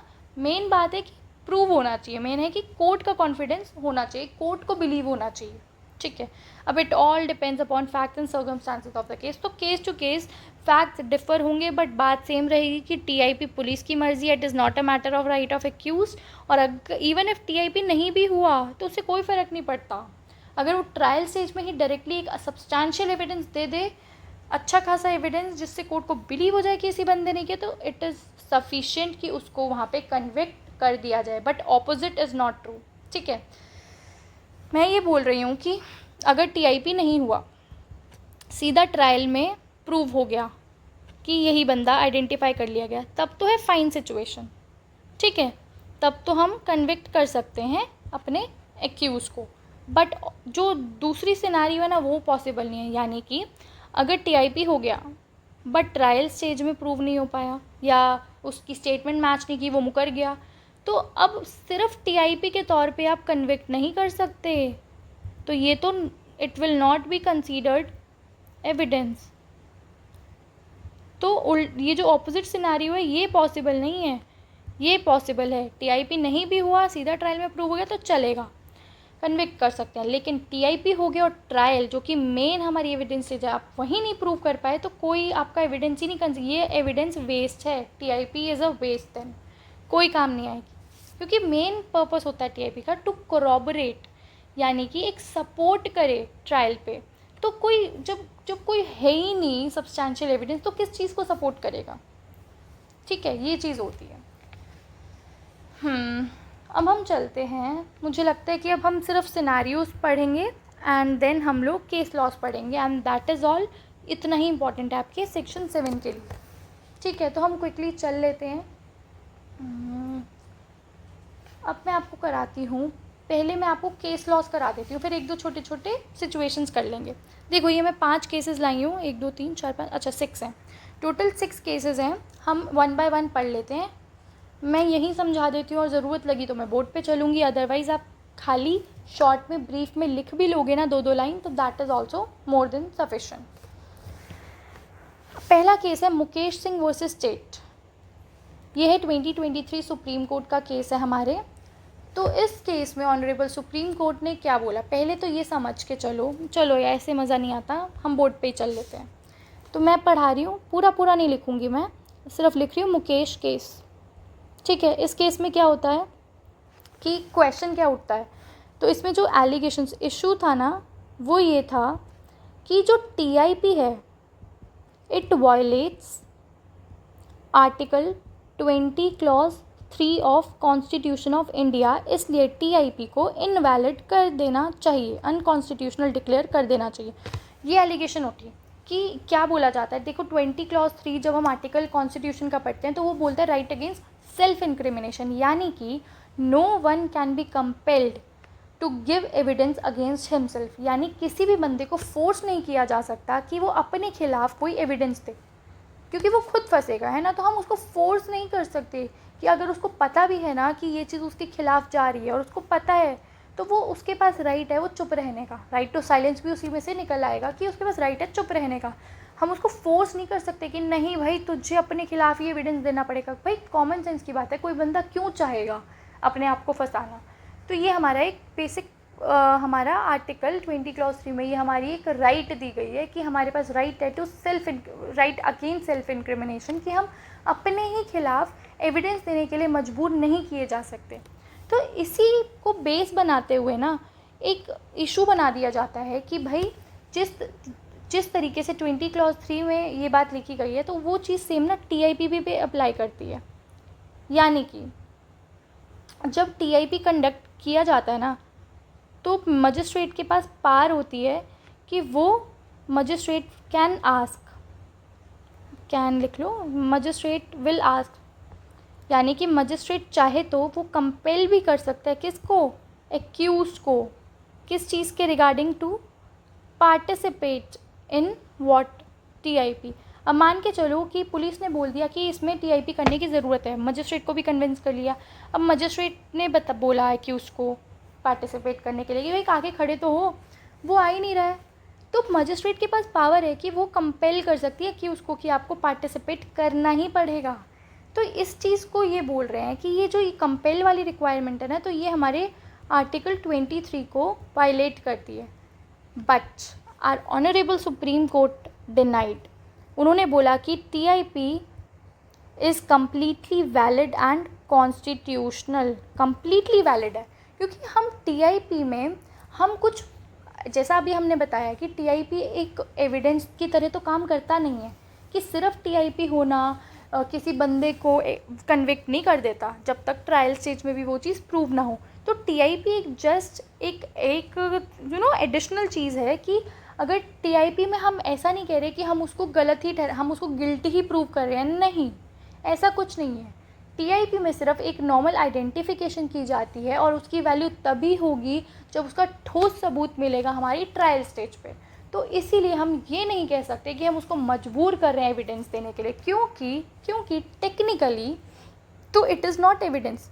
TIP is not an evidence in itself unless it is corroborated in trial stage. ये मैंने सिर्फ आपकी अंडरस्टैंडिंग के लिए लिखा है कि कोई कन्फ्यूजन ना रहे। कि हम तो बोल रहे हैं ना कि टीआईपी तो खुद में एविडेंस ही नहीं है, जब तक उसको कोरॉबरेट ना करा दिया जाए ट्रायल स्टेज में तब तक वो it is not considered evidence. तो हम बोल ही नहीं सकते कि 23 वायलेट हो रहा है, क्योंकि आर्टिकल 23 तो ये बोलता है ना कि हम किसी को कंपेल नहीं कर सकते एविडेंस देने के लिए। तो technically it is not evidence ना। तो सिंपल एज दैट। तो इसी लॉजिक से सुप्रीम कोर्ट मना कर देते हैं कि भाई इसमें कुछ भी अनकॉन्स्टिट्यूशनल नहीं है, हम उसको कंपेल नहीं करें। पहली बार टीआईपी इज़ नॉट एविडेंस जब तक वो कोरॉबरेट ना करा दिया जाए। तो इसीलिए टीआईपी इज़ कम्प्लीटली वैलिड और इसके लिए मजिस्ट्रेट चाहे तो कंपेल भी कर सकती है एक्यूज़ को। ये हो गया हमारा पहला केस। दूसरा बहुत सिंपल है, Latesh versus state of Maharashtra 2018। Supreme court बोलता है कि टीआईपी में एक ही नेसेसरी रिक्वायरमेंट है, सबसे इम्पॉर्टेंट, कि जो विक्टिम है, जो विटनेस है एंड एक्यूज्ड, जो ये विटनेस और एक्यूज है ना, they must not be known to each other, यानी कि ये लोग अननोन होने चाहिए। सिंपल एक लाइन में लिख दूँ तो, एक वर्ड में, कि जो विटनेस एंड एक्यूज है ना, दे मस्ट बी अननोन। ये ऐसा नहीं कि मान लो बहुत अच्छे से करीबी दोस्त रहे हैं या नाम पहचान सब पता है इनको, तो फिर तो टीआईपी का पॉइंट ही नहीं बचा ना। अगर आपको सब चीज़ें पता ही है तो फिर क्या आइडेंटिफाई करोगे। तो इसीलिए इस लॉजिक की वजह से बोला जाता है कि भाई जो विटनेस एंड एक्यूज़ हैं they must be unknown to each other, तभी तो आइडेंटिफाई करेंगे ना। तो ये चीज़ है हमारी लतेश के केस में। फिर है Vijayan versus state of Kerala. इसमें वही चीज़ बोली है जो हमने जस्ट अभी पढ़ी, कि अगर टीआईपी करा दिया जाता है, ठीक है, अगर टीआईपी करा दिया जाता है और ट्रायल स्टेज में भी वो चीज़ प्रूव हो जाती है, सेम स्टेटमेंट हो जाती है, तो तब तो उसको बोलेंगे हम कि कोरॉबरेट हो गया है 160 बीएसए के अंडर, ठीक है। लेकिन अगर ऑपोजिट सिनेरियो है कि भाई टीआईपी, तो देखो मैं ऐसे समझाती हूँ, विजयन वाला केस ऐसे समझ नहीं आएगा आपको। विजयन केस में क्या बोला गया है, सिंपली कि दो पॉसिबिलिटीज़ की बात की गई है। पहली बात की गई है इसमें कि अगर इन्वेस्टिगेशन में पूरा नहीं बना रही, इतने में आपको आई गेस समझ आ जाएगा, बीच की स्टेजेस की ज़रूरत नहीं है। ये है इन्वेस्टिगेशन और ये चल रही है ट्रायल। तो अगर इन्वेस्टिगेशन स्टेज पर टीआईपी कंडक्ट हो गई और इसमें वे आइडेंटिफाई भी हो गया है, कौन आइडेंटिफाई हो गया, हमारा एक्यूज, ठीक है, ये हो गया है, और ट्रायल स्टेज में भी आइडेंटिफाई दोबारा हो गया है, मतलब स्टेटमेंट्स मैच हो गई, सेम स्टेटमेंट एक्स ने यहाँ पे भी दी और सेम स्टेटमेंट उसने ट्रायल में भी दी, तो हम बोलेंगे कि भाई ये जो है ये आपस में कोरॉबरेट हो गए हैं, अब ये एविडेंस बन चुका है। ये अकेला एविडेंस नहीं था, बट क्योंकि यहाँ पे भी आइडेंटिफाई कर दिया गया है तो ये इसको हम बोलेंगे कि it is an now corroborative evidence. किसके अंडर सेक्शन 160 BSA, कि अब ये आपस में स्टेटमेंट्स कोरॉबरेट कर दी गई हैं, यानी कि अब ये एक एविडेंस बन गया है, ठीक है। दूसरा सिनेरियो क्या बोलता है, ये चल रही है इन्वेस्टिगेशन स्टेज, ये चल रही है ट्रायल स्टेज, ठीक है। इन्वेस्टिगेशन स्टेज के दौरान पे टीआईपी में तो आइडेंटिफाई हो गया, ठीक है, एक एक्यूज व्यक्ति टीआईपी में आइडेंटिफाई हो जाता है, लेकिन ट्रायल स्टेज में नहीं हो पाता। यहाँ पे स्टेटमेंट पलट देता है, ये बोलता है कि नहीं मुझे याद नहीं है, या किसी और का नाम ले देता है। तो अब जो है ना, अब जो ये टीआईपी कंडक्ट हुई थी ये अपने आप में तो इट वाज नॉट एविडेंस, इतना तो आपको पता चल गया है। अब क्योंकि यहाँ पे भी ये स्टेटमेंट मैच नहीं की गई, तो ये भी क्या बोल सकते हैं कि एविडेंस तो बना ही नहीं है कभी। तो एक तरीके से TIP now loses its significance, यानी कि अब टीआईपी की कोई वैल्यू नहीं है, TIP is of no value now, क्योंकि टीआईपी तभी वैल्यू की होती है अगर वो ट्रायल में भी कोरॉबरेट कर जाती, बट क्योंकि ट्रायल में कोरॉबरेट नहीं की गई है तो हम बोलेंगे कि अब टीआईपी की कोई वैल्यू नहीं है, ख़त्म बात। टीआईपी के बेस पे आप किसी को कुछ नहीं कर सकते, सज़ा नहीं दे सकते। यही चीज़ जो हमने डिस्कस की थी ये बस केस लॉ में बता दी गई है कि आप एडिशनली केस लॉ के साथ मेंशन करोगे तो ज़्यादा इफेक्ट पड़ता है, ठीक है, अच्छा भी लगता है आंसर्स में। फिर रितेश सिन्हा में क्या बोला जाता है कि ये मैं ऐसे ही बता देती हूँ ओरली क्योंकि इतना इंपॉर्टेंट नहीं है, बट चलो सुन लो क्योंकि लिख दिया मैंने। तो रितेश सिन्हा केस इम्पॉर्टेंट है, बट इसमें की कही गई बात इतनी ज़्यादा खास नहीं है, बट क्या पता एग्ज़ाम्स में आ जाए। इसमें बोला गया है कि जैसे हम सेक्शन 54A पढ़ेंगे CRPC का, तो उसमें बोला गया है कि मजिस्ट्रेट ना डायरेक्ट कर सकता है एक्यूज को TIP के लिए, एक तरीके से फोर्स कंपेल कर सकता है कि भाई TIP कंडक्ट करना पड़ेगा, पार्टिसिपेट करो उसमें, जैसे हमने ऊपर पढ़ा। तो क्वेश्चन यहाँ पे ये उठा कि क्या मजिस्ट्रेट एक्यूज को वॉइस सैंपल देने के लिए भी डायरेक्ट कर सकता है या नहीं। जिस तरीके से 54A CRPC में मजिस्ट्रेट डायरेक्ट कर सकता है कि उसको TIP कंडक्ट कराने के लिए, TIP में पार्टिसिपेट करने के लिए, तो द इशू वाज रेज कि can magistrate direct the accuse to provide voice sample also.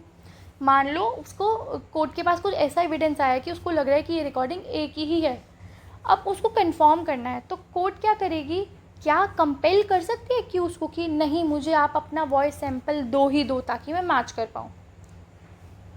क्योंकि इस चीज़ के बारे में 54A CRPC में तो नहीं लिखा, उसमें तो सिर्फ लिखा है TIP के बारे में, लेकिन उसमें वॉइस सैंपल की कोई बात नहीं की गई है। तो हम इसकी इन्फ्रेंस जो ड्रॉ करते हैं, हम वो ड्रॉ करते हैं आर्टिकल 142 से, हमारे कॉन्स्टिट्यूशन ऑफ इंडिया की, जो हम बात करता है to do complete justice.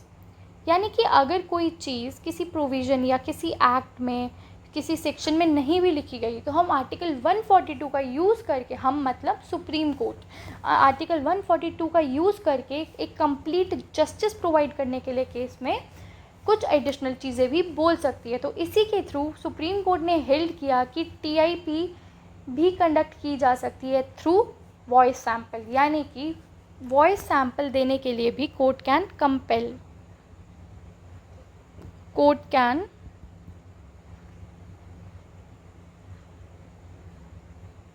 Compel और डायरेक्ट एक्यूज्ड किसके रिगार्डिंग, वॉइस सैम्पल देने के लिए भी वो बोल सकती है। सिमिलर लाइक TIP में जैसे हम डायरेक्ट कर सकते हैं ना कि उसको कि पार्टिसिपेट करना है, तो इसलिए कोर्ट चाहे तो वो वॉइस सैम्पल के लिए भी बोल सकती है एक्यूज को कि आपको देना पड़ेगा। ठीक है, अब हम नेक्स्ट केस पे चलते हैं, Kartar Singh versus state of Punjab. इसके भी फैक्ट्स सिंपल हैं, बस सुन लो। इसमें ये बोला गया कि एक टेररिस्ट एक्ट था, कोई एक टेररिस्ट एक्ट था, या चलो यहाँ देख लो यार, करतार सिंह में क्या बोला गया कि एक टेररिस्ट एक्ट था, जैसे हमारे UAPA वगैरह है ना, टेररिस्ट एक्ट। तो एक एक्ट है हमारे पास, कौन सा नाम था पूरा मुझे याद नहीं है, कि एक हमारा टेररिस्ट एक्ट था। तो उसमें बोला गया, उसमें ऐसा लिख दिया गया था कि TIP जो है ना, आप उसको फ़ोटोग्राफ के थ्रू भी कंडक्ट करा सकते हो, यानी कि जहाँ पे विटनेस की प्रेजेंस इज़ नॉट रिक्वायर्ड। तो इसमें ऐसा लिख दिया गया कि अगर आपको TIP कराना है तो ज़रूरी नहीं है कि वो विटनेस को बुलाया ही जाए, आप उसकी फ़ोटो दिखा के भी, विटनेस को फ़ोटो दिखा के भी एक्यूज की आइडेंटिफिकेशन कर सकते हो। तो मुद्दा ये उठा कि क्या TIP कंडक्ट होना चाहिए फ़ोटोग्राफ के थ्रू, तो सुप्रीम कोर्ट ने सीधा मना कर दिया, no, a big no, it is not possible. आप जो है फ़ोटो दिखा के नहीं कर सकते TIP, अदरवाइज़ तो कोई भी कंपेयर, मतलब देयर आर चांसेस कि वो जो फेयरनेस और जस्टिस का कॉन्सेप्ट है वो तो मिट जाएगा। पुलिस ऑफिसर तो केस निपटाने के लिए मान के चलो किसी को भी बोल दे कि लो 4 फ़ोटोज़ हैं, और वही फ़ोटो जान के दिखाएगी और वही फ़ोटो पे ज़्यादा दबाव डालेगी जिसको वो चाहती है अरेस्ट करना। तो ये तो फेयर ही नहीं हुआ ना, बिना प्रेजेंस के आप सिर्फ फ़ोटो दिखा के थोड़ी TIP करा लोगे। तो सुप्रीम कोर्ट ने मना कर दिया। क्यों, रीज़न क्या दिया, it is against fair trial और it is against natural justice principle. हमारे जो नेचुरल जस्टिस के प्रिंसिपल्स होते हैं, ऑडी ऑल्ट्रम पार्टम, दोनों पार्टीज़ को सुनना चाहिए और उसके अलावा फेयर ट्रायल होना चाहिए, तो ये सब वायलेट हो जाएंगे, एक्यूज के अगेंस्ट चली जाएंगी ये सब चीज़ें। इसीलिए फ़ोटोग्राफ वाला कॉन्सेप्ट एकदम ही बेकार है, इट इज़ नॉट परमिटेड। ठीक है, और आप फ़ोटो के थ्रू TIP नहीं करा सकते। प्रेजेंस इज़ इम्पॉर्टेंट, प्रेजेंस किसकी, विटनेस या विक्टिम की प्रेजेंस होनी ज़रूरी है। और सॉरी एक्यूज़ की प्रेजेंस होना फिज़िकल फॉर्म में, इट इज़ नेसेसरी। अब है अगला case Zafar versus state of Kerala, जो हमारे 2024 का बिल्कुल रीसेंट केस है। इसमें क्या कहा गया, इसमें भी सिंपल बात की गई है, यहाँ पे बता देती हूँ मैं आपको, ये लिख देती हूँ मैं, जफर केस 2024 का केस है, तो रीसेंट है इसलिए मैं कहूँगी कि रीसेंट केसेस पे ज़्यादा ध्यान दिया करो। इसमें क्या बोला जाता है कि अगर ये रहा एक, मान लो ये विटनेस है, ठीक है, इसको बुलाया गया था टीआईपी के लिए, ठीक है, कि आइडेंटिफाई करो। अब जो ये टीआईपी है ना, ये जो है पुलिस ऑफिसर कंडक्ट कर लेती है, बाय पुलिस ऑफिसर। ये है पुलिस स्टेशन और पुलिस ऑफिसर खुद ही टीआईपी कंडक्ट कर लेती है इस रूम के अंदर, ठीक है। तो अब क्या होता है कि जो टीआईपी कंडक्ट किया गया है, तो it is very doubtful, simple cheese, doubtful होगा और it is not a proper और वैलिड टीआईपी। क्यों प्रॉपर और वैलिड टीआईपी नहीं है? क्योंकि भाई एक चांस रहता है हमेशा फियर का, जो हम आगे भी पढ़ेंगे, कि हम पुलिस ऑफिसर को क्यों अलाउ नहीं करते, क्यों ये पावर नहीं देते। क्योंकि अगर हम एक बार अलाउ करने लग गए ना, या कुछ पावर या प्रिविलेज देने लग गए, तो भाई समझ के चलो कि सारे केसेस ही ऐसे निपटेंगे, ठीक है। तो हम ये वाली पावर नहीं देते हैं पुलिस को। तो सुप्रीम कोर्ट ने सीधा सीधा बोला कि पुलिस ऑफिसर अगर टीआईपी कर भी लेती है ना कंडक्ट, तो पहली बात तो हमेशा वो डाउटफुल रहेगा, हमें पता ही नहीं चल पाएगा कि भाई वो सही से कंडक्ट हुआ भी है या नहीं, क्योंकि मजिस्ट्रेट की प्रेजेंस होना ज़रूरी है। तो अगर पुलिस ऑफिसर खुद में ही करने लग गई तो इट इज़ नॉट गुड। तो इसलिए उसकी वैलिडिटी को डिनाई कर देती है हमारी सुप्रीम कोर्ट। सुप्रीम कोर्ट बोलती है हम इसकी वैलिडिटी को क्वेश्चन करते हैं और हम मना कर देते हैं कि पुलिस ऑफिसर अगर कंडक्ट कर रही है ना, तो it is not a proper और वैलिड टीआईपी। टीआईपी हमेशा हमेशा मजिस्ट्रेट की प्रेजेंस में ही होना चाहिए, सिंपल एज दैट। ये कहा गया हमारे, ये थे हमारे कुछ इंपॉर्टेंट केसेस, जो हमने टोटल 1 2 3 4 5 6 टोटल हमने 6 केसेस किए हैं, और इतना ही इम्पॉर्टेंट था आपके लिए, ठीक है। सो अब हम कुछ सिनारियोज़ पढ़ लेते हैं, कुछ ना सिचुएशंस पढ़ लेते हैं, ताकि आपको एक ब्रॉडर अंडरस्टैंडिंग हो जाए इस कॉन्सेप्ट की, और फिर हम अपनी क्लास को वाइंड अप कर सकते हैं, क्योंकि फिर हमारा सेक्शन 7 कम्प्लीटली ख़त्म हो जाएगा। ये जो हम फ्यू सिचुएशंस की बात कर रहे हैं, ये हम बोर्ड पे देख लेते हैं एंड फिर डन करते हैं। अब मान के चलो मैं कुछ यहाँ फ्यू पॉसिबिलिटीज़ बता रही हूँ, क्या क्या हो सकता है टीआईपी के केस में।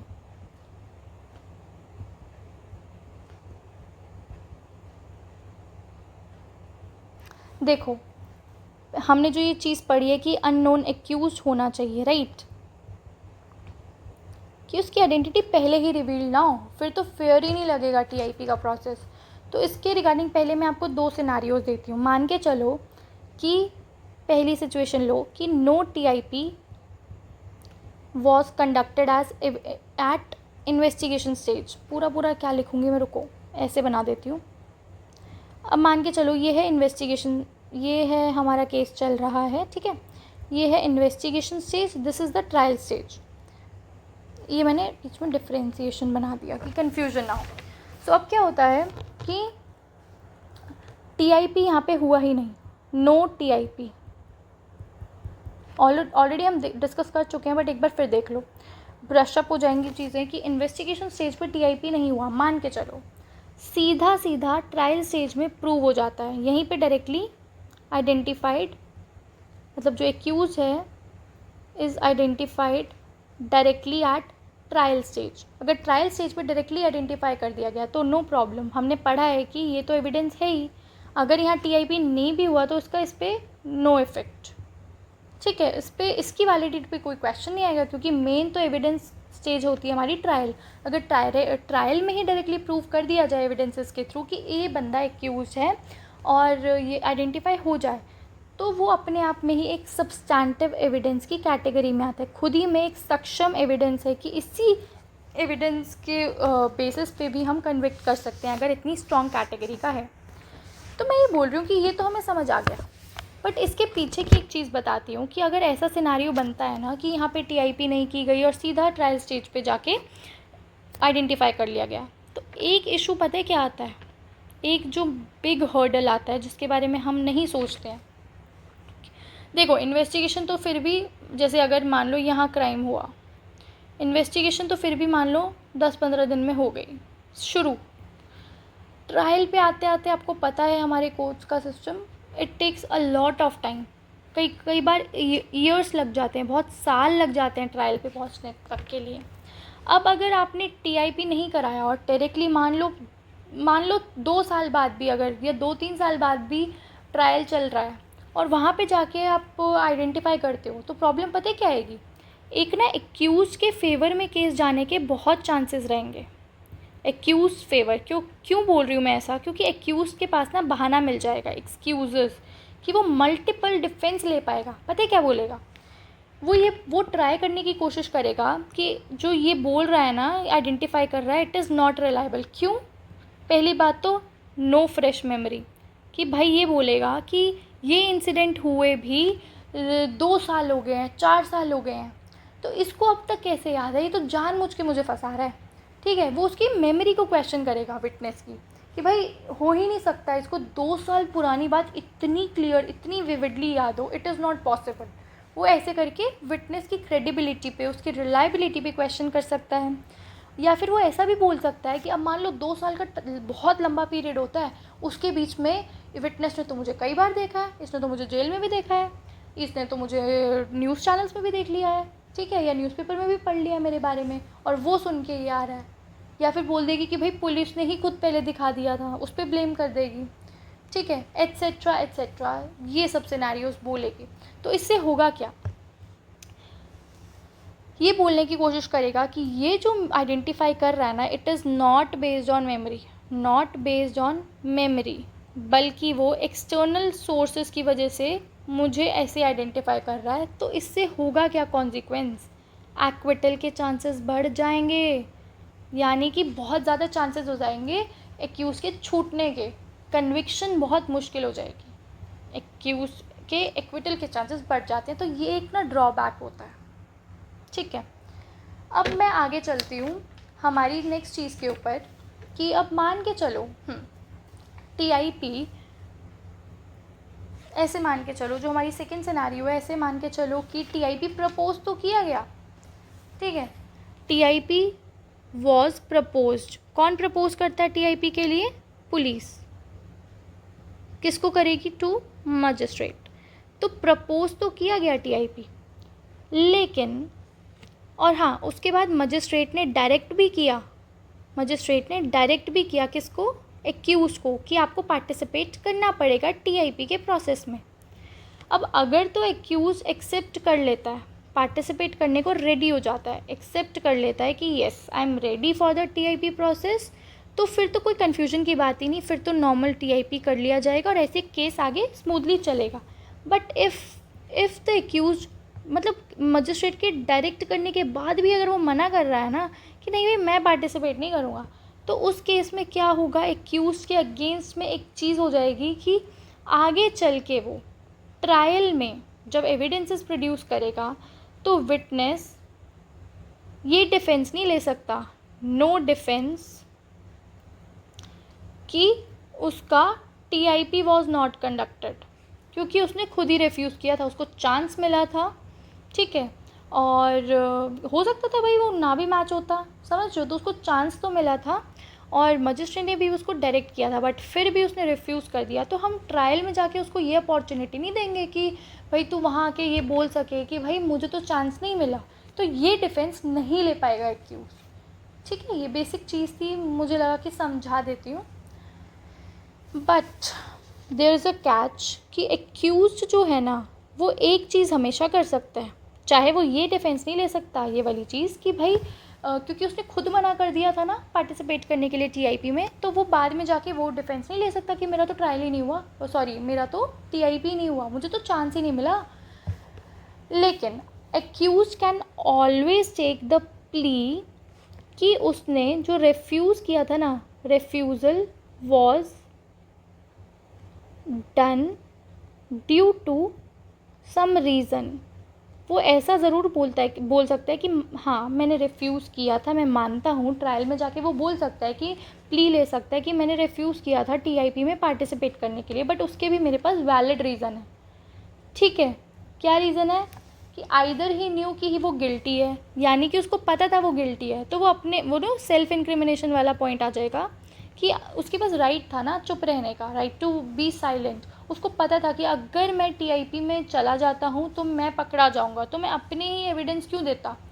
दूसरी चीज़ वो ये भी बोल सकता है कि पुलिस ने मतलब कुछ पुलिस ने ही ऑलरेडी दिखा दी थी मेरी फ़ोटो, किसको, विटनेस को, या फिर मीडिया में ऑलरेडी आ चुका था, तो मुझे लगा कि अगर मैं जाता हूँ तो ज़रूर मेरे ही खिलाफ़ केस जाएगा। ये सब चीज़ का तो वो डिफेंस ले सकता है, बट ऐसा नहीं बोल सकता कि चांस कि मतलब टीआरपी में मुझे क्या बोलते हैं मैंने रिफ्यूज़ कर दिया और फिर भी मुझे मौका मिलना चाहिए, नहीं। बट वो इतना ज़रूर बोल सकता है कि अगर उसने रिफ्यूज़ल किया है उसको एक्सेप्ट करना पड़ेगा कि उसने रिफ्यूज़ किया है। सेकेंड चीज़, उसको रीज़न देना होगा क्यों रिफ्यूज़ किया था उसने।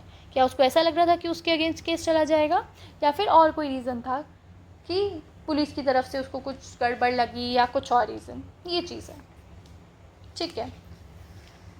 अब मैं आपको कुछ एग्जांपल्स दे देती हूँ, और बस एक दो एग्जांपल्स और फिर हमारा डन है। अब मान के चलो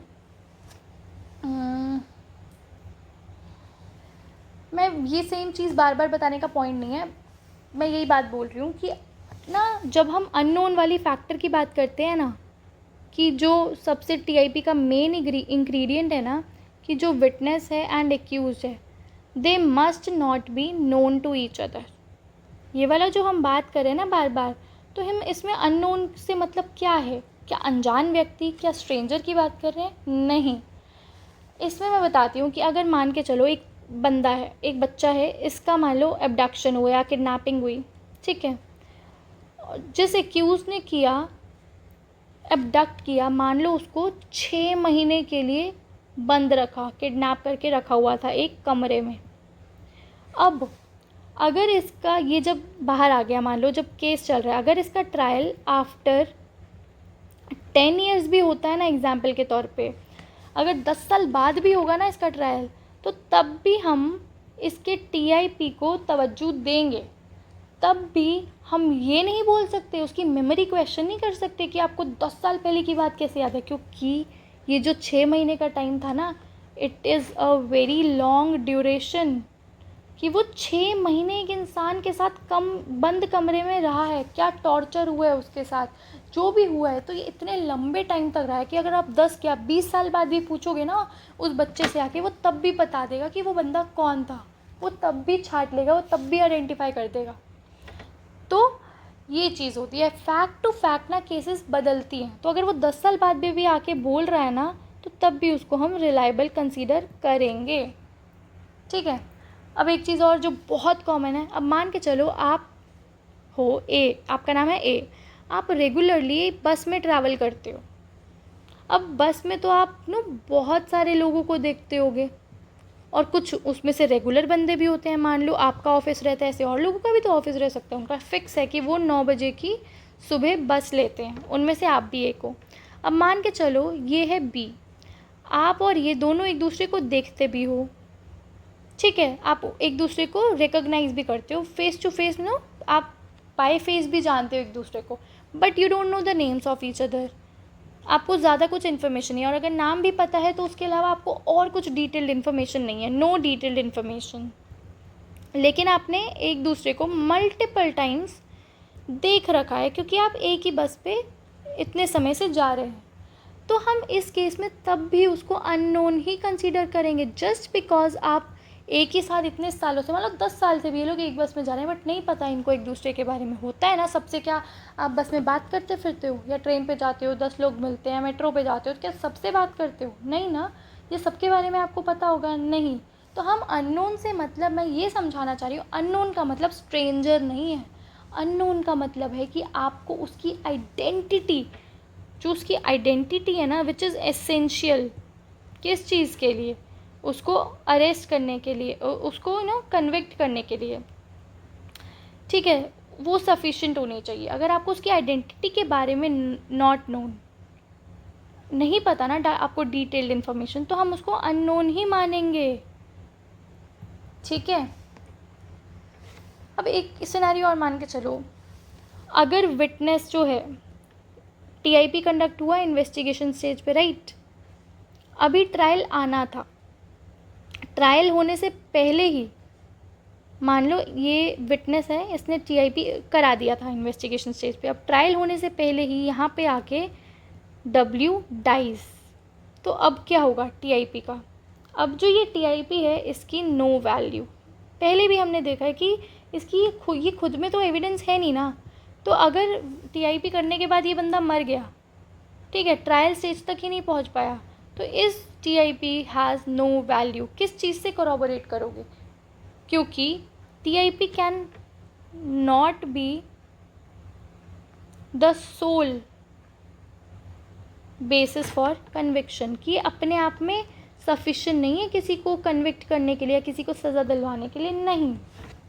तो ये चीज़ होती है। मेरे हिसाब से बस इतना ही था आज के लिए। एक बार मैं और नज़र मार लेती हूँ, जस्ट अ मिनट।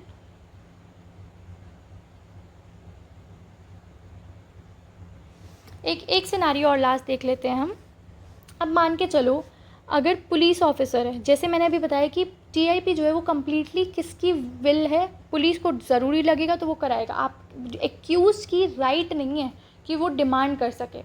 लेकिन अगर पुलिस ऑफिसर जान के नॉट कंडक्टिंग टीआईपी और ज़रूरी है, लेकिन वो फिर भी नहीं, टीआईपी जान के कंडक्ट नहीं करा रही, उसको पता है कि एक्यूज छूट सकता है, वो चाहती नहीं, ठीक है, तो वो विक्टिम का इंटरेस्ट प्रोटेक्ट कर रही है, मान के चलो। तो वो जान के टीआईपी नहीं करा रही, कोई कुछ भी रीज़न हो सकता है, ठीक है, तो मैटर ऑफ राइट तो है नहीं किसी का। बट पुलिस ऑफिसर अगर टीआईपी नहीं करा रही and it is important for the case, तो इसमें इनडायरेक्टली किसका, विक्टिम का नुकसान हो रहा है ना, विक्टिम का इंटरेस्ट डिफीट हो रहा है।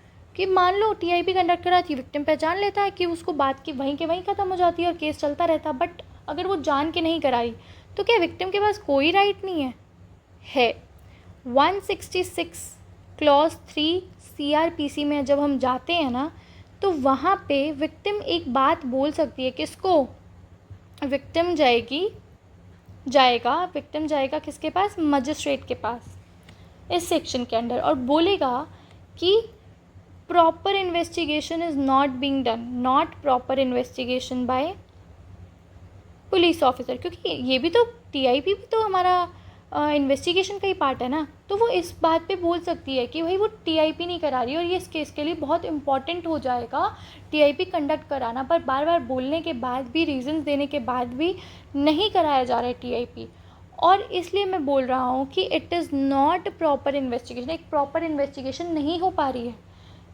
क्योंकि no TIP is being done which is very important for this case. तो अगर तो मजिस्ट्रेट सेटिस्फाई हो जाता है रीज़न की वजह से, कि मजिस्ट्रेट को भी लगता है कि इट इज़ इम्पॉर्टेंट, तो वो ऑर्डर कर सकती है टीआईपी कराने के लिए, किसको, पुलिस को कराने के लिए, मतलब पुलिस को बोलेगी कि आप टीआईपी के लिए रिक्वेस्ट डालो। पुलिस आफ्टर ऑल किसके पास आएगी, मजिस्ट्रेट के पास, राइट, फिर टीआईपी कंडक्ट होगा, लेकिन इनिशिएट तो पुलिस ही करती है ना। तो इसलिए मजिस्ट्रेट चाहे, अगर वो सफिशिएंट सेटिस्फाई हो गया है, तो वो अगर चाहे तो ऑर्डर भी कर सकता है कि कंपल्शन डाल सकता है पुलिस के पास कि आप इनिशिएट करो प्रोसेस एंड टीआईपी कंडक्ट कराओ। That is all. यही लास्ट बात थी जो मुझे लगा कि एक बार बता देनी चाहिए। अब क्लास को वाइंड अप करने से पहले एक बार मैं 160 भी दिखा देती हूँ आपको, ठीक है, कि कहना क्या चाह रहा था हमारा 160, तो बहुत नीचे होगा।